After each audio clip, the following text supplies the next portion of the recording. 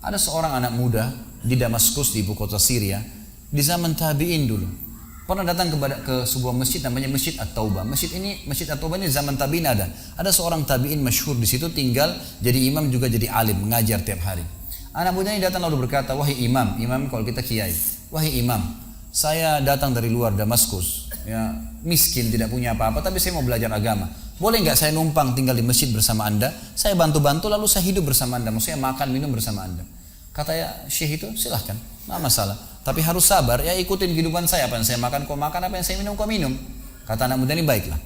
Anak muda ini cerita, dia bilang setelah 3 bulan saya tinggal dengan syekh saya. Ternyata syekh saya ini orangnya sangat zuhud, luar biasa. Ada makanan makan, tidak ada makanan puasa. Dan hari ini sudah 3 hari kami puasa. Sahur dengan sebutir kurma segelas air, buka puasa juga begitu. Tapi ini sudah hari ketiga, syekh saya masih kuat, saya sudah tidak kuat lagi, dia bilang. Saking tidak kuatnya saya bungkukkan punggung saya, menekan perut saya supaya lapar saya hilang. Dalam keadaan begitu, syaitan datang menggacaukan pikiran saya sambil berkata, "Wahai anak muda," di benak saya terlintas, "sekarang sudah halal buat kau mencuri makanan. Kalau kau tidak curi makanan, kau mau makan dari mana? Akan mati kelaparan. Minta sama gurumu nggak punya. Minta-minta sama orang, gurumu larang minta-minta sama orang. Sekarang kau curi makanan sepotong roti, yang penting tidak mati kelaparan." Dia bilang dalam kondisi saya berkecamuk pikiran syaitan begitu, saya berpikir mencuri makanan di rumah di sebelah masjid. Zaman dulu teman-teman sekalian, dinding masjid tidak seperti kita sekarang ada tembok. Jadi zaman dulu tuh bisa dari tanah liat, atau kalau mau kuat, batang kurma ditebang atasnya, ditebang akarnya, ditancapin, lalu didempet-dempetin. Jadi dinding yang kuat. Dan rumah orang sama masjid berdempetan dindingnya. Dia naiklah dinding masjid, dari belakang masjid dia naik mau mencuri makanan. Di rumah yang pertama dia mau masuk mencuri di sebelah masjid, itu dia lihat ada 3 perempuan yang tidak tutup auratnya, lagi nenun kulit domba. Dia alihkan pandangannya karena dia tahu yang bukan mahramnya haram untuk melihatnya. Dan itu bukan tujuannya, dia ingin cari makanan. Dia pindah ke rumah kedua. Waktu dia pindah ke rumah kedua, dia lihat dari atas rumah, karena pakai pelapa-pelapa kurma, jadi kelihatan nggak ada orang, tapi ada bau masakan. Karena laparnya dia turun ke dalam, dia masuk ke dapur, ditemukan ada panci yang lagi dipakai masak dengan kayu bakar. Di dalamnya ada, waktu dia buka, air yang sedang direbus 2 buah terong yang sudah matang. Karena lapar sekali, diambil sama dia terong 1 lalu digigit. Sementara dia kunyah teman-teman sekalian, dia bilang, dia ceritakan nantinya, waktu saya sebentar kunyah dan sangat lapar, saya sudah buru-buru ingin menelannya, tapi tiba-tiba muncul ketakwaan saya pada Allah, muncul ketakutan saya pada Allah, kepatuhan saya sama Allah. Lalu saya berkata dengan diri saya, subhanallah, syaitan berhasil membuat saya melakukan 3 dosa sekaligus. Yang pertama, masuk rumah orang tanpa izin, dosa. Yang kedua, mencuri, mengambil terong itu. Dan yang ketiga, saya sedang memakan makanan yang haram. 3 dosa sekaligus. Maka dia bilang, tidak mungkin Allah membuat saya mati kelaparan karena meninggalkan yang haram. Karena Nabi Muhammad SAW sudah bersabda, "Man taraka sya'ni la abdalahu khairan min." Siapa yang meninggalkan sesuatu karena Allah, Allah akan gantikan yang lebih baik darinya. Lalu saya lempar gumpalan makanan terong itu ke lantai dapur tersebut, lalu saya kembali ke masjid. Dan masih ada pengajian, saya tidak bisa tangkap apa yang sedang dibahas karena laparnya. Waktu bubar pengajian, dia bilang, guru saya duduk di kursinya, saya pun duduk di tiang salah satu masjid. Ada satu orang tua di belakang masjid. Lalu masuklah seorang wanita dari pintu masjid bercadar, berbicara dengan guru saya sambil guru saya menundukkan pandangannya. Setelah itu guru saya mengangkat kepalanya lalu melihat ke arah saya dan memanggil, "Kesinilah muridku." "Datanglah saya," kata anak muda ini. Lalu ditanya oleh guru saya, "Apa kau sudah menikah?" Dijawab oleh muridnya, "Belum." Lalu ditanya 2 kali, "Apa kau ingin menikah?" Dia tidak jawab. "Apa kau ingin menikah?" Tidak jawab. Sampai 3 kali, "Apa kau ingin menikah?" Dia tidak jawab.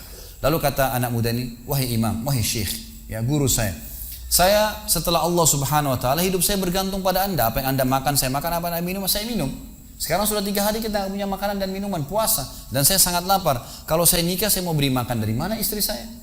Lalu kata syekhnya, "Ini perempuan di sebelah saya yang bercadar, baru selesai masa iddah meninggal suaminya, 4 bulan 10 hari. Dan dia ditinggalkan harta yang cukup, dia masih muda, dia takut fitnah. Dia ingin saya carikan jodoh, saya anggap kamu cocok. Kamu mau?" Dia bilang iya. Tanya perempuan, "Kamu mau?" Dia bilang iya. Syekhnya keluarin kendi dari kamar, dikasihkan jadi mahar, panggil walinya perempuan, panggil 2 saksi, kalimat akad, selesai. Hitungan menit nih. Lalu kata syekhnya, "Pulanglah ke rumah istrimu. Saatnya sekarang kamu pulang, udah. Nanti kalau mau sholat, mau ibadah, silakan datang ke masjid. Sudah nggak perlu lagi numpang di masjid." Gitu.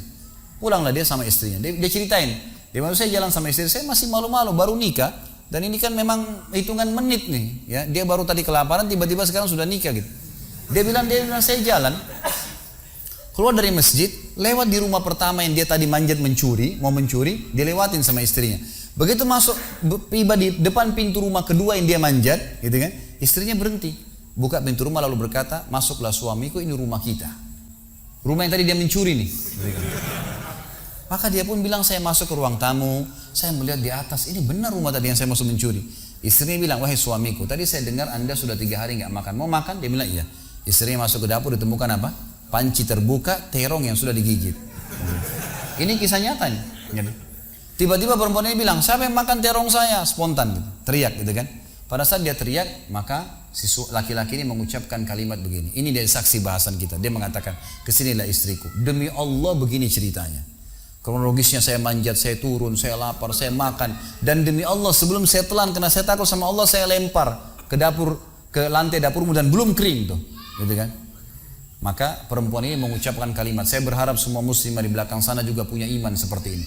Kata para ulama, ucapan wanita ini perlu diukir dengan ukiran emas, karena menandakan iman yang luar biasa. Kata dia, wahai suamiku, engkau meninggalkan segumpal makanan haram. Allah jadikan makanan itu, pancinya, rumahnya, pemilik rumahnya jadi milikmu sekarang. Allah bukan hanya hilangkan laparnya, makanannya dikasih, pancinya, rumahnya, pemilik rumahnya sekarang jadi milik dia. Orang yang bertakwa kepada Allah diberikan jalan keluar, teman-teman sekalian.